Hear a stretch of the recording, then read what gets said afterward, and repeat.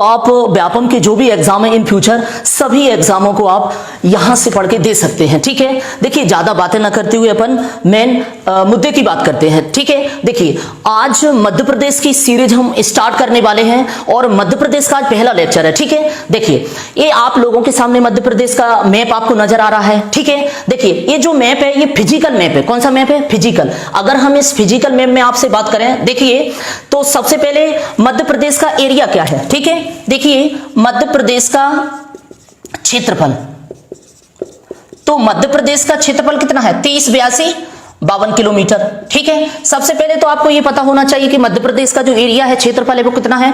308252 वर्ग किलोमीटर। ठीक है, चलिए देखिए दोस्तों, और अगर हम इस मध्य प्रदेश में बात करें तो आपको पता होना चाहिए कि इस मध्य प्रदेश के चारों ओर यानी कि इसकी सीमाओं की अगर मैं आपसे बात करूं तो देखिए इसके साउथ में महाराष्ट्र लगता है। क्या लगता है दोस्तों? साउथ में महाराष्ट्र लगता है, आपको नजर आ रहा है। ठीक है, इसकी अगर मैं उत्तर की बात करूं तो उत्तर प्रदेश लगता है। ठीक है, पूरब की अगर मैं आपसे बात करूं तो छत्तीसगढ़ लगता है, और अगर मैं इसमें पश्चिम की बात करूं आप लोगों से तो गुजरात और कौन सा? राजस्थान। तो कहने का मतलब क्या हुआ? हमारे मध्य प्रदेश में 5 राज्य ऐसे हैं जो बॉर्डर बनाते हैं, सीमा को स्पर्श करते हैं। ठीक है, इतनी बात सबको समझ में आ गई। अगर हम इस मध्य प्रदेश की बात करें आप लोगों से तो क्षेत्रफल की दृष्टि से, किसकी दृष्टि से? क्षेत्रफल की दृष्टि से मध्य प्रदेश पूरे भारत में दूसरा स्थान प्राप्त करता है। कौन सा स्थान प्राप्त करता है? दूसरा स्थान प्राप्त करता है। ठीक है, और मध्य प्रदेश के बारे में थोड़ा सा जानकारी पढ़ते हैं, याद करते हैं, अच्छे से समझने की कोशिश करते हैं। देखिए सबसे पहले मैं आपको बता दूं तो उत्तर में जो आपको नजर आ रहा है वो सबसे उत्तरी पॉइंट है, वो क्या है? मुरैना है। कौन सा जिला है? मुरैना, आपको नजर आ रहा है। देखिए ये उत्तर में मुरैना है। ठीक है, चलिए इसके बाद अगर हम लोग बात करें तो इसके दक्षिण में दोस्तों यहां आपको बुरहानपुर नजर आ रहा है। कौन सा जिला? बुरहानपुर नजर आ रहा है। ठीक है, फिर अगर मैं इसी में बात करूं आप लोगों से तो पूर्व में देखिए, पूर्व का जो जिला है वो सिंगरौली है, बिल्कुल पूर्व में स्थित है ये। ठीक है, अगर मैं इसमें पश्चिम में बात करूं आप लोगों से तो कौन सा है? अलीराजपुर है। तो ये ऐसे जिला हैं जो बिल्कुल छोर पर स्थित है। कहां पर स्थित है? छोर पर स्थित है। ठीक है, इतनी बात सबको समझ में आ गई। और आगे हम लोग बात करते हैं इसी में, तो देखिए ये जो पूर्व से पश्चिम की जो लंबाई है, पूर्व से पश्चिम की लंबाई वो कितनी है? तो 870 किलोमीटर है। कितनी है? 870 किलोमीटर है। उत्तर से जो दक्षिण की लंबाई है वो कितनी है? 605 किलोमीटर है।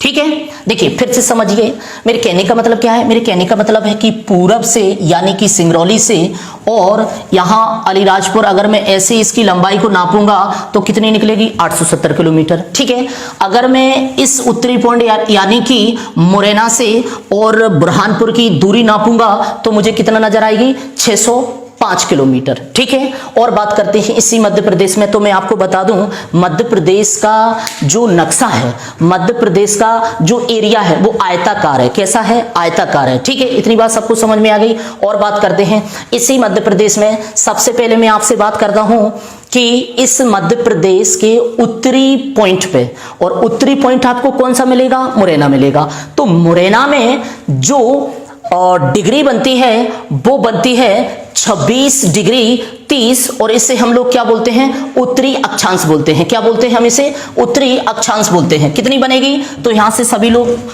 देखना, 26 डिग्री 30 ये कहां बन रहा है? मुरैना में बन रहा है। क्लियर है? और इसको हम लोग क्या बोलते हैं? उत्तरी अक्षांश बोलते हैं। हम सभी लोग जानते हैं उत्तरी अक्षांश क्या होती हैं, पृथ्वी में कैसी रेखाएं होती हैं, और देशांतर पृथ्वी में कैसी रेखाएं होती हैं, हम सभी लोग इसमें जानते हैं। ठीक है, इसके बाद अगर मैं आपसे बात करूं तो 26 डिग्री 30 यहां पर बन रहा है। ठीक है, और 26 डिग्री 30 के बाद अगर इस महाराष्ट्र के बुरहानपुर की मैं आपसे बात करूं तो यहां पर 21 डिग्री 6 बन रहा है। कितना? 21 डिग्री 6। इसको भी हम क्या बोलेंगे? उत्तरी अक्षांश बोलेंगे। ठीक है, चलिए अब थोड़ा सा हम लोग बात करते हैं पश्चिम की। तो मैं आपको बता दूं ना, इस पश्चिम में, तो ये पश्चिम में बन रहा है आपका 74 डिग्री 9, कितना बन रहा है 74 डिग्री 9, लेकिन हम इसे क्या बोलेंगे, पूर्वी देशांतर बोलेंगे, क्योंकि लाइनें कैसी हैं, सीधी रेखा में हैं। देशांतर में कैसी होती हैं, तिरछी रेखा में होती हैं। ठीक है, चलिए इसके बाद अगर मैं आपसे पूर्व की बात करूं तो ये पूर्व है और पूर्व में सिंगरौली है, तो सिंगरौली में कितने डिग्री गुजरती है, तो 82 डिग्री 48, इसको भी मैं क्या बोलूंगा, पूर्वी देशांतर। इतनी बात सबको समझ में आ गई। देखिए हम सभी लोग जानते हैं कि मध्य प्रदेश के बिल्कुल बीच से कर्क रेखा गुजरती है, कितने डिग्री पर गुजरती है, तो 23.5 डिग्री पर। कितने डिग्री पर, 23.5 डिग्री पर कौन सी रेखा गुजरती है, तो कर्क रेखा। और मैं आपको बता दूं मध्य प्रदेश के कितने जिले हैं, 14 जिले हैं। मध्य प्रदेश के 14 जिलों से कर्क रेखा गुजरती है। इतनी बात सबको समझ में आ गई। ठीक है, आगे बढ़ूं मैं। देखिए और अगर मैं इस मध्य प्रदेश की आप लोगों से बात करता हूं तो ध्यान से समझिए। देखिए इस मध्य प्रदेश की उत्तर में चंबल नदी मध्य प्रदेश और राजस्थान को अलग कर देती है, एक बात। दूसरी बात, इस महाराष्ट्र की आपसे मैं बात करूं तो महाराष्ट्र के दक्षिणी छोर पर ताप्ती नदी निकलती है, जो कि महाराष्ट्र और मध्य प्रदेश को अलग कर देती है। ठीक है, अगर मैं इस पश्चिम की आपसे बात करूं तो दक्कन का जो ट्रैप है, दक्कन का ट्रैप अलग कर देता है गुजरात को और राजस्थान को। ठीक है, और अगर मैं इस पूर्व की आपसे बात करूं तो विंध्याचल समूह यानी कि विंध्याचल जो पर्वत है वो अलग कर देता है मध्य प्रदेश को और किसको, छत्तीसगढ़ को। इतनी बात सबको समझ में आ गई।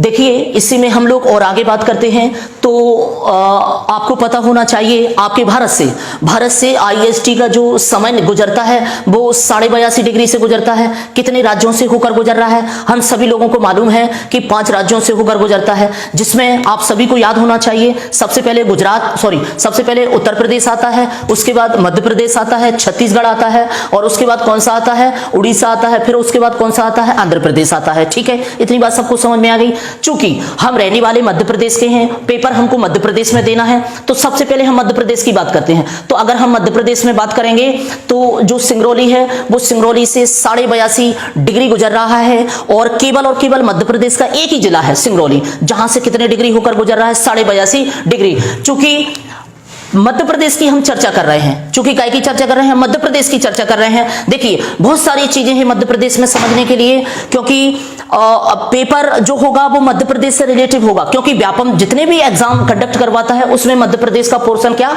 ज्यादा आता है, तो हमको उसी चीज को समझ के चलना है। देखिए चूंकि अगर इसमें कई प्रकार के क्वेश्चन बनते हैं जैसे, और देखिए इसको समझने की कोशिश करना आप लोग। देखिए इस मध्य प्रदेश की और मैं आपसे बात करता हूं तो आपको पता होना चाहिए सबसे पहले उत्तर प्रदेश। तो उत्तर प्रदेश से कितने जिले स्पर्श करते हैं, यानी कि मध्य प्रदेश के उत्तर प्रदेश से कितने जिले स्पर्श करते हैं, उसको समझना आपको बहुत जरूरी है। देखिए जो मध्य प्रदेश के जिले हैं वो 13 जिले उत्तर प्रदेश को स्पर्श करते हैं। किसको करते हैं, उत्तर प्रदेश को स्पर्श करते हैं, एक बात। दूसरी बात मैं आपसे करूं तो उत्तर प्रदेश के बाद छत्तीसगढ़, इसके बाद कौन, छत्तीसगढ़। तो छत्तीसगढ़ से 6 जिले हैं, कितने जिले हैं, 6, यानी कि एक जिला और है बालाघाट, बालाघाट भी स्पर्श करता है, तो टोटल कितने हो जाते हैं, 7 जिले हो जाते हैं। कितने हो जाते हैं, 7 जिले। तो छत्तीसगढ़ से कितने जिले स्पर्श करते हैं, 7 जिले। ठीक है, इसके बाद अगर मैं घूम के थोड़ा सा नीचे आऊं महाराष्ट्र, तो महाराष्ट्र से 9 जिले स्पर्श करते हैं। कितने जिले स्पर्श करते हैं, 9 जिले। फिर अगर मैं थोड़ा सा और ऊपर चलूं तो इधर आपको नजर आ रहा होगा गुजरात, गुजरात से 2 जिले स्पर्श करते हैं। हम सभी लोगों को पता है, एक तो झाबुआ है और एक कौन सा है, अलीराजपुर है। इसके बाद अगर मैं ऊपर राजस्थान में बात करूं आपसे तो राजस्थान से 10 जिले स्पर्श करते हैं। कितने करते हैं, 10 जिले। ये जानकारी हमको थोड़ा सा अच्छे से याद हो गई होगी। ठीक है, इसी में हम लोग और बात करते हैं तो आपको पता होना चाहिए कि देखिए कभी कभी आप लोगों के पेपर में आ जाता है कि वह कौन सा राज्य है जो सर्वाधिक सीमा बनाता है, वह कौन सा राज्य है जो सर्वाधिक सीमा बनाता है। तो मैं आपको बता दूं सबसे ज्यादा राजस्थान बनाता है, और कितने किलोमीटर बनाता है, 1600 किलोमीटर बनाता है। कितने बनाता है, 1600 किलोमीटर बनाता है। देखिए ये जानकारी के लिए और चीजों को समझिए आप। उत्तर के मैदान को हम गंगा का मैदान भी कहते हैं, जमुना का मैदान भी कहते हैं, जलोढ़ का मैदान भी कहते हैं, उत्तरी मैदान भी कहते हैं। इतनी बात सबको समझ में आ गई। ठीक है, अब थोड़ा सा दक्षिण की बात करते हैं। तो दक्षिण के जो मैदान है उसको हम लोग ताप्ती नदी तो गुजर रही है यहां से। कौन सी नदी गुजर रही है? ताप्ती नदी गुजर रही है यहां से। तो आपको पता होना चाहिए ये जो साउथ है, कौन सा है? साउथ है। तो यहां से अगर मैं थोड़ा सा इतने भाग को लगा लूं, ये तो ये कौन सी चट्टानें हैं? ये दक्कन ट्रेप की चट्टानें हैं। कौन सी है ये? दक्कन ट्रेप की चट्टानें हैं। ठीक है, क्लियर हुआ इतना? चलिए अब थोड़ा सा हम लोग आगे बात करते हैं इसी मध्य प्रदेश में। तो आपको पता होना चाहिए मध्य प्रदेश गोंडवाना लैंड का एक समूह है, क्योंकि जब हम भारत का भूगोल पढ़ते हैं तो वहां हमको पढ़ना पड़ता है कि गोंडवाना लैंड क्या होता है, कहां से भारत मध्य प्रदेश का उद्गम हुआ। इस सारी चीजें हम कहां पढ़ेंगे? तो भारत के भूगोल में पढ़ेंगे। इतनी बात सबको समझ में आ गई? देखिए इसी मध्य प्रदेश की अगर हम और बात करते हैं तो मध्य प्रदेश एक भू आविष्टित क्षेत्र है। कैसा है? मध्य प्रदेश भू आविष्टित क्षेत्र है, यानी कि मध्य प्रदेश की सीमाएं किसी भी अंतरराष्ट्रीय सीमा को नहीं टच करती हैं। एक बात। दूसरी बात, मध्य प्रदेश की सीमा है किसी भी समुद्री सीमा को स्पर्श नहीं करती है, क्योंकि हम सभी लोग जानते हैं। ठीक है, इतनी बात सबको समझ में आ गई। और मध्य प्रदेश के बारे में बात करते हैं तो आपको पता होना चाहिए मध्य प्रदेश का जो स्थापना दिवस है, तो इसकी जो स्थापना हुई थी वो 1 नवंबर 1956 को हुई थी। उस समय भारत के प्रधानमंत्री पंडित जवाहरलाल नेहरू थे। उन्होंने मध्य प्रदेश की स्थापना करवाई थी, नींव रखी थी इन्होंने। ठीक है, चलिए मध्य प्रदेश के कई नाम हैं, हम सभी लोगों को याद होना चाहिए। देखिए अभी मध्य प्रदेश में सबसे ज्यादा टाइगर है, तो हम इसे टाइगर स्टेट का दर्जा भी देते हैं। एक बात। दूसरी बात, हम इसे हृदय प्रदेश के नाम से भी जानते हैं, सोया स्टेट के नाम से भी जानते हैं। क्यों जानते हैं? क्योंकि मध्य प्रदेश में सबसे ज्यादा सोयाबीन होता है। और हम सभी लोग जानते हैं कि नदियों का मायका भी हम इसी मध्य प्रदेश को कहते हैं, हृदय प्रदेश भी कहते हैं। ठीक है, इतनी बात सबको समझ में आ गई। और हम आगे बढ़ते हैं, इसी में हम लोग थोड़ा सा और बात करते हैं। तो देखिए आप सभी लोगों को वो 14 जिले याद करना पड़ेंगे कि जहां से कर्क रेखा गुजरती है, तो आप सभी लोग याद कर लेना उनको। ठीक है, देखिए इसी में मैं थोड़ा सा और आगे बात करता हूं आप लोगों से। तो आपको पता होना चाहिए कि आपको एक चीज और याद करना पड़ेगी। क्या करना पड़ेगी? ऐसा कौन सा राज्य है, ऐसा कौन सा राज्य है जो राज्य ना बोलो, यहां जिला बोल सकते हैं आप। वह कौन सा जिला है जो 2 राज्यों को स्पर्श करता है? ठीक है, ठीक है, थोड़ा सा इसको समझ लेते हैं। देखिए सबसे पहले मैं आपसे बात करता हूं, बालाघाट की बात करता हूं। तो देखिए ये जो बालाघाट है ना, ये बालाघाट महाराष्ट्र को भी स्पर्श कर रहा है और छत्तीसगढ़ को स्पर्श कर रहा है। एक बात। दूसरी बात मैं आपसे बात करूं तो सिंगरौली की कर लेता हूं। जो सिंगरौली है ना, वो सिंगरौली छत्तीसगढ़ को भी स्पर्श कर रहा है, साथ में किसको स्पर्श कर रहा है? उत्तर प्रदेश को कर रहा है, क्योंकि ऊपर क्या लगा हुआ है? उत्तर प्रदेश लगा हुआ है, मिर्जापुर। ठीक है, इसमें थोड़ा सा मैं और बात करता हूं आप लोगों से।